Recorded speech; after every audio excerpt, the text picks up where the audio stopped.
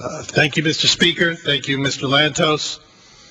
Today I stand with the American people in support of this resolution and in opposition to the President's escalation of the Iraq War.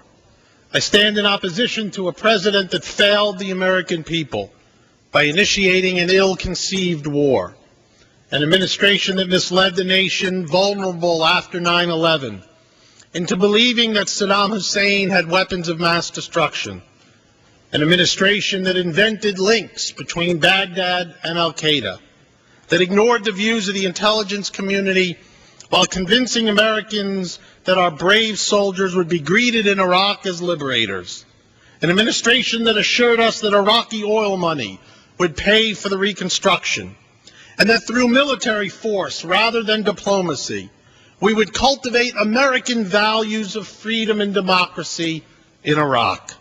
The American people know that they have been taken down a false path by this administration, down a spiraling path of war under false pretenses, into a quagmire with a president who will not change course, even in the face of a growing civil war.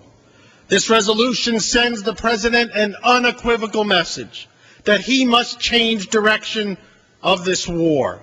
How did we arrive in this desperate situation? From the top down, the President, the Vice President, and the Secretary of State have manipulated evidence, broadcast half-truths, and doctored intelligence through an orchestrated effort to smear and destroy those who have opposed their policies. Just last week, in a scathing report, the Defense Department's Inspector General concluded that the Pentagon took inappropriate action by advancing conclusions that were not backed up by the intelligence community. The American people have judged the actions of this president. They see this war for what it is, and they spoke clearly in November, stating loudly that we must end our disastrous Iraq policy. Yet this administration continues its defiant disregard of the views of the American people. Not the voice of the American people nor the conclusions of the Iraq Study Group have budged this administration from its stubborn and misguided path.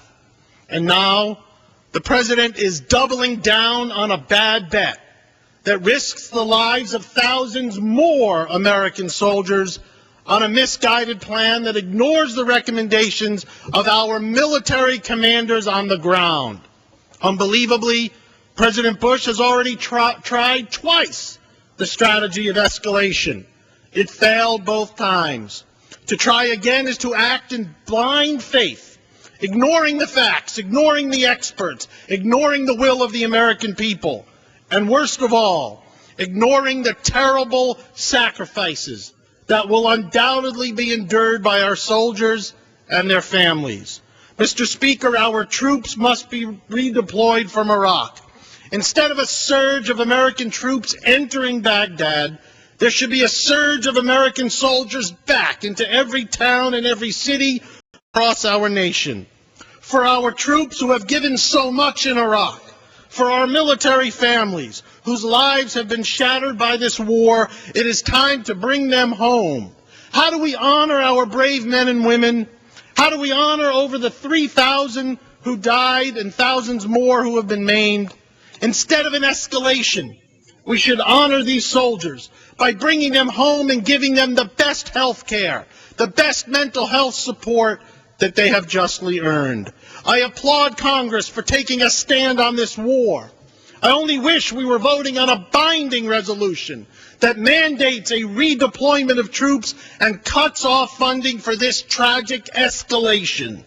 Each month we remain in Iraq, 100 more American soldiers die, hundreds more are maimed, and $5.5 billion is spent.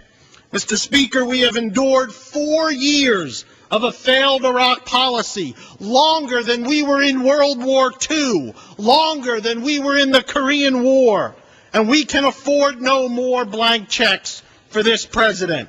Today I stand with the American people, our soldiers in Iraq, with my fellow members of Congress on both sides of the aisle, in strong opposition to the president's escalation in Iraq and in support of our redeploying our troops and reversing, most importantly, our nation's failed strategy in Iraq. I yield back the remainder of my time, Mr. Speaker. Thank you very much. The gentleman's time has expired.